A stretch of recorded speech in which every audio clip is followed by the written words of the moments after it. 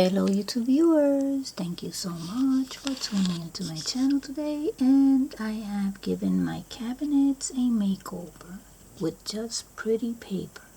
Now this is my oldest house here, which I have been working on, and I have brought you progress videos. I did share that sink with you. That sink is white, but it's not part of this set, but it matches. It's pretty close, but these cabinets are all yellow on top, so I wanted to give them some type of white top so that they can match at least with the sink. So I found this pretty paper that I forgot that I had it, and I just had a little bit of it, and I just made it. This was what I was left with. I wish I would have had more of this paper, but it worked for these counters, for these cabinets.